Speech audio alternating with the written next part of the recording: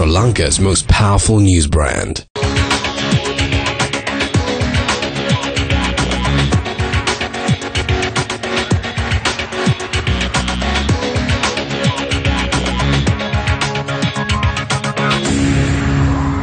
Hello, good evening and welcome to the first edition of BizFirst Review 360 for the year 2018. We'd like to start by wishing all of our viewers a happy and prosperous new year.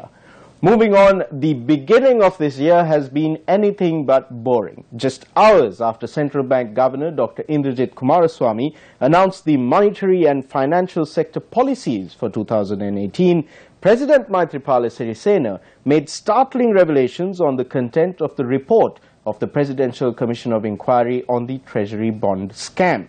The big question now is, what's the next step? Can we really hold the accused accountable and recover the losses?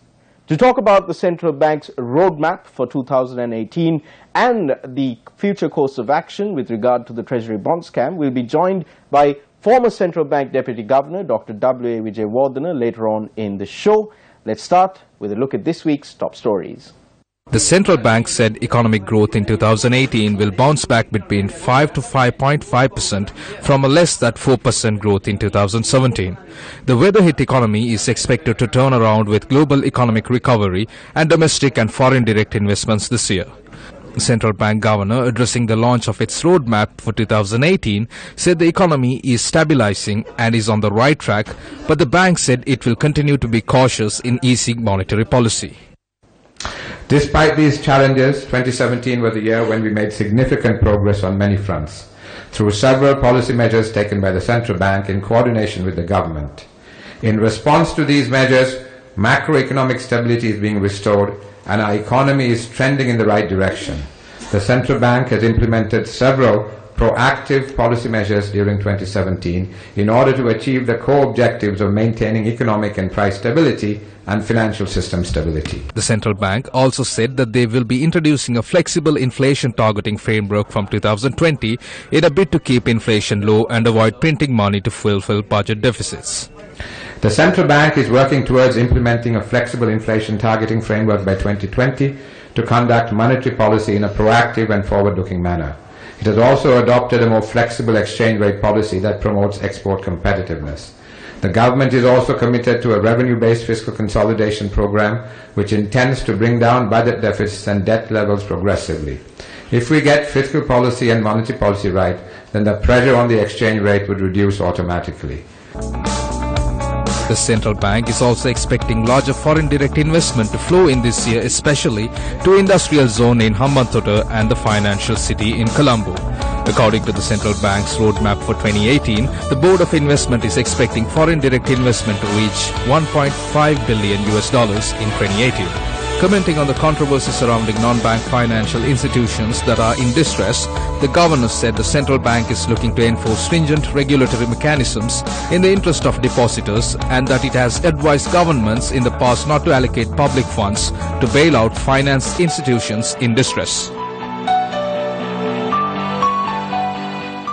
And what I was saying about being tough also is how we are trying to rationalize or to consolidate this sector is through increasing the capital requirements. So we are going to be very tough in implementing compliance with the steady increase in capital requirements, which is now $1 billion as of the beginning of this year, and it goes up to $2.5 billion, I think, by 2020. So on that we'll be tough. On Golden Key, the central bank was not for bailing out those people. That was a government decision. No. It was not on central bank advice. I'll be very clear. Yeah, we were not in favor. Golden Key is not the regulated entity. Yeah, it's not a regulated entity. That's why we said we shouldn't spend money on it. I know, but so you are blaming the central bank for Golden Key, for paying Golden Key. We said don't pay. The government, it's a sovereign government. If it decides to pay people, then we can't stop them. All we can do is say don't do it, which is what we did. On the CBSL, that's what we are saying. We are taking responsibility. As I said, there are 6 entities, which is a legacy of distressed companies, and for each of them we have a plan which we are working on. I'm not saying it's going to work overnight, but we have a clear plan for each of them which we are implementing. And we are now strengthening, what the Deputy Governor said, we are strengthening our regulation and supervision of these institutions to ensure that this doesn't happen again. Stay tuned to Biz First Review 360. On the other side, we'll be in conversation with former Central Bank Deputy Governor Dr. W.A. Wijewardena. Welcome back to the show. By now, I'm sure most of our viewers will have heard what the President had to say regarding the report of the Commission investigating the Treasury bond scam. If I do say so myself, the revelations that have come to light are damning, to say the least. To discuss all this and more, we're joined by former Central Bank Deputy Governor and prominent educationist, Dr. W.A. Wijewardena. Dr. Wijewardena, thank you once again for coming on the program. It's my pleasure. As always, it's a pleasure. Let me start by asking you, I want to also ask you about the Central Bank roadmap for 2018 that was announced at the beginning of the year. But before that, let's get the elephant in the room out of the way. The bond report, as people are calling it. Were you surprised by any of the revelations that came to light? Not at all, Nadi, because for two reasons. Reason number one is that I had been involved in the first bond inquiry by the Governing Bitipana Committee on the invitation of the Prime Minister at that time to assist the three lawyers to understand the mechanism of the bond issue. Then I was involved in the first COP inquiry also to again advising the members of the COP subcommittee. And you were an expert witness on this commission as well? Yeah, even then, of course, the third one, I was not involved in the second bond COP committee, but the third one was the present bond commission. I was summoned as an expert witness, again to educate the commissioners about the mechanism and the way that the bonds are issued. Second reason is I had been following the evidence that was presented before the bond commission very closely, and with the information that I had gathered from the Pitipana committee and the first COP inquiry, plus the evidence that had been presented before the bond commission, I had actually come to know the real truth. Therefore, the findings and the recommendations of the commissioners was not a surprise to me, because I expected them to come up with that particular recommendation. Do you feel that these recommendations will be implemented? Well, they have to be implemented, Nadim, because the reason is today the country is completely different from the country that we had about, say, 5 to 6 years ago, because this is an era where people will exercise their own the democratic rights, their right to get information, and they have lots of free media available to them. They themselves can create media today by using the social media and various other technology that is available. So in that scenario, Nadim, no political party, no government can assume dictatorial powers in Sri Lanka anymore. So as a result, the pressure would be built on the present administration to take the relevant action that had been recommended by the Commission against the people whom they have found as the perpetrators of the particular bond scam, because this is, in my view, and also in the view of the AG department as well as the independent analysts, this is the largest financial fraud that has taken place in Sri Lanka. It's even bigger than the VAT fraud. VAT fraud is actually it's a loss to the government of Sri Lanka, but this is a loss to everybody. I mean, primary dealers and other investing funds and the members of the public who are called the members of the Employees Provident Fund, Employees Trust Fund, the government of Sri Lanka,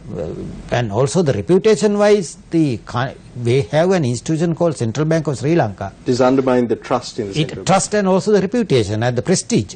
In any country, Nadim, many people who come from outside to invest in that particular country, one of the institutions they first look at is the central bank, the quality of the central bank.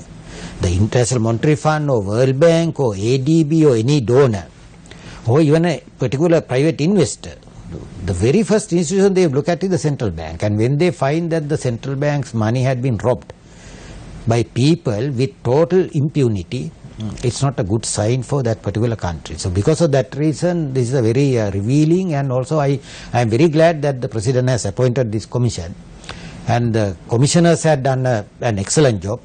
AG department lawyers had done again an excellent job. CID people also have done job. So it's actually a joint work done by many people. So now the responsibility to act is on the Attorney General's Department, yes. To file indictments, exactly, following the recommendations of the report. Yes. And most of the investigation has already been done in terms of the country's law. That is the most important thing, Nadeem, because even the commission recorded evidence in terms of the evidence ordinance.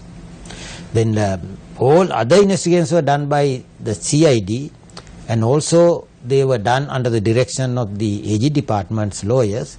They were also done in terms of the country's law. These are all admissible in any courts of law in Sri Lanka. So therefore they don't have to redo the work. There's been, throughout this entire process of the Bond Commission, we saw the former Finance Minister, Ravi Karunanika, getting embroiled in battles with the current administration of the Central Bank of Sri Lanka. How do you perceive what the former Finance Minister is saying about the central bank, the governor, the current governor? Nadeem, it's most unfortunate that the Minister of Finance of a country come out in public and criticize his own central bank, because in any country the entire financial system is built on the strength of two people. One is the Minister of Finance, the other one is the governor of the central bank of the country. So when one particular pillar on which we place our financial system tries to break the other pillar, the result is that the whole financial system will collapse. So therefore it's a very unfortunate thing that the former finance minister at various fora, I have seen him expressing this in parliament, in interviews with the press, at meetings, at various places he had been criticizing the present management of the central bank. But of course there was a good reason for that, because the present management had not permitted the Minister of Finance to intervene in any of the affairs of the central bank. So because of that reason he had been very angry, and his anger was expressed in terms of his own criticism of the central bank. But of course what he had done is he has just cut his own nose in order to spite the face. Dr. Wijewardene, we have to go in for a short commercial break, but I'd like to leave that there. When we come back, I want to focus more on the future going forward, the current administration of the central bank and the roadmap for 2018 that has been released. Just a quick thought though, if there were any semblance, in any country with any semblance of good governance, following such a fiasco, heads would roll. Whose heads are going to roll in Sri Lanka? We'll be focusing on the roadmap for 2018 when we come back. Welcome back to the show. At the beginning of the year, the central bank unveiled the roadmap for 2018, covering monetary and financial sector policy. Dr. Wijewardene, I want to ask you straight off the bat, what were the key highlights for you from the 2018 roadmap? 2018 roadmap, the Governor Indrajit Kumaraswamy announced two important measures. One is that the central bank would be introducing a flexible inflation targeting system as the monetary policy framework of the central bank, and I will clarify what it means later. Second one is that the financial system of the country, he said that the central bank would be very closely monitoring the capital adequacy of the financial institutions and the institutions that are distressed. And also he said that there was a need for financial sector consolidation. And there was a program under the previous administration of the central bank to push for where proposals were called for for financial sector consolidation. There were a few proposals that were being discussed, the mergers of several banks and financial institutions had been proposed and were being discussed, but then all of that was put a stop to. Now the current administration of the central bank, after Mahindran, Dr. Kumaraswamy is now saying that there is a need for financial sector consolidation. How is this different from what was being proposed under Cabral? It differs, Nadeem. What was to be implemented by Cabral was by compulsion. It was actually by force. It was not a voluntary activity. I mean, mergers, acquisitions, consolidations will always take place in the market, but on a voluntary basis, and as a result there is no one who is hurt as a result of that. But what was actually implemented by Governor Cabral was that it was by force. He forced the financial institutions to find some buyers or find some sellers and to get themselves consolidated, which was done with a very huge amount of pain that had been inflicted on the institutions themselves. The present one is purely voluntary. The central bank will function as a guiding institution rather than as a institution that would take a stick and force the financial institutions to consolidate themselves. So it's more of a carrot approach. It's not a carrot. I mean, central bank, it will be doing a proactive role. For example, Nadeem, now take you for example. Now, if I take an example, suppose you want to pass an exam, and I find that you don't study. The central bank will tell you, okay, Nadeem, you have to now study at least 2 hours a day, and you must have a plan to do that. So likewise, it's a proactive incentive, proactive approach, where the central bank would be guiding these institutions to consolidate themselves. So that's the difference. The other thing you mentioned, flexible inflation targeting. What does this entail? In fact, the reason is, Nadeem, now the monetary policy that had been adopted even during my time, ever since the central bank was set up in 1950, had been that we were controlling money supply of the country. Because the money is the one which would ultimately lead to inflation. The reason is that if you have money, you spend that money on goods and services, then there is a huge demand for goods and services over and above the supply of goods and services, then there is an excess demand. The excess demand will gradually push the prices up. So if the rationale of the monetary policy adopted by central bank at that time is that if you can cut down the level of money supply, you are cutting down the level of the aggregate demand also. But what happened is, the central bank can always cut down the aggregate demand of the public, people like us. When it comes to the government, there is no one who can control the government. Even though there is this parliamentary control over the public finances of the country, the budget is approved by the members of parliament and they have a budget deficit. At the end of the year, what happens is the original deficit is always exceeded by the government. So the government would be printing money. Now, for example, former Finance Minister Mr. Raikaruna Nayaka was accusing the central bank, today's central bank management, for inflating the economy.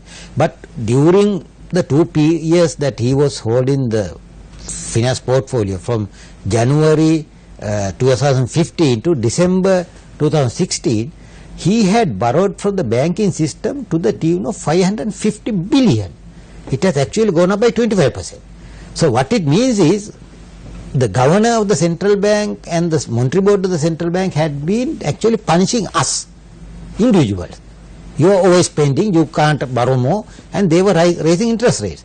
But there is another guy who had been borrowing freely. So as a result, at the end of the year, what would happen is, the inflation is higher than what the central bank had projected at the beginning of the year. So because of that reason, instead of controlling a factor that would contribute to the final inflation, now the central bank is planning to control the final inflation. That is what we mean by the inflation targeting. So at the beginning of the year, the central bank will announce, okay, the inflation rate for the next year is say 4%. Now central bank will have to stick to that. Whatever it may be, whatever the financing requirements of the government, central bank will have to stick to that. So that is what is meant by inflation targeting, but what is being practiced by Central Bank of Sri Lanka is called flexible inflation targeting, which means if there is an economic recession in the country, Central Bank has a leeway to create additional liquidity and take the economy out of the economic recession. What were the other key takeaways from the report in terms of the targets that the Central Bank has laid out for the year 2018? Are you happy with these? Yeah, I mean, no, there is one thing that I am not happy, because the Central Bank governor has said the economic growth rate for 2018 is between 5% and 5.5%. The economic growth that we have attained in 2017 has been less than 4%, maybe around 3.6%. 3.3% for the third quarter. Yeah, third quarter, but over the overall year it will be 3.7%.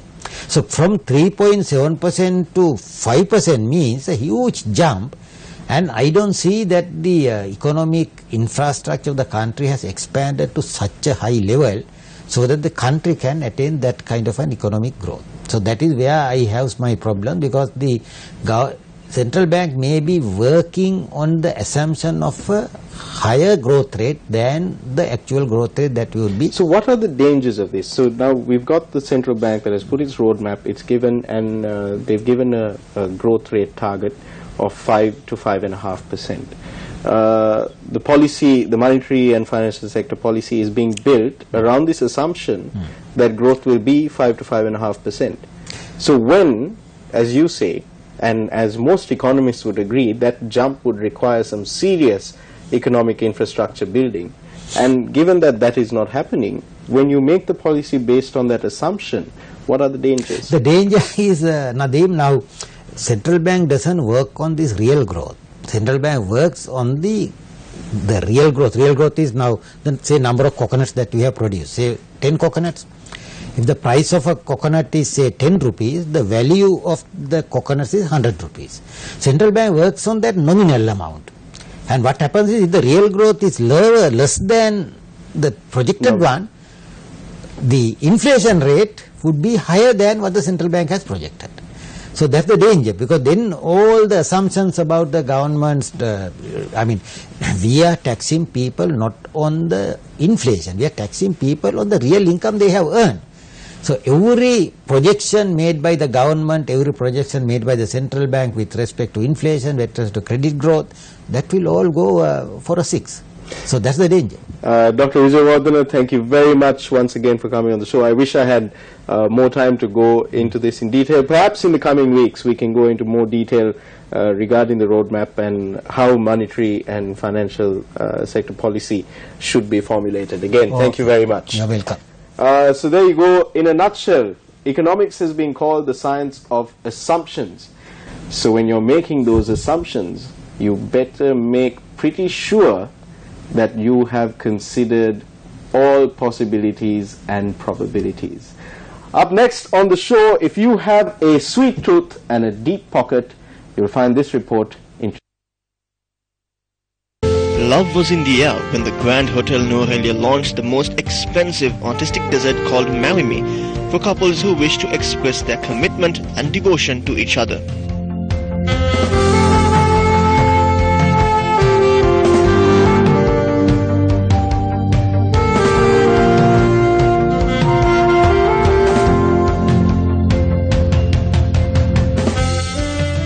Marry Me, a finely crafted dessert using exotic ingredients, was created by chef Viraj Jayawatna to commemorate his contribution of 25 years to the culinary field. The Marry Me dessert is priced at a whopping 3.8 million rupees. The opportunity to experience this romantic culinary feast is now open to all at the Grand Hotel Norelia. The first couple to taste Marry Me was Kumar Sangakara and his wife, Yahali. Adding a sparkle to the chocolatey and cherry flavors, there is the orange dog with a sharp tangerine flavor. Skillfully.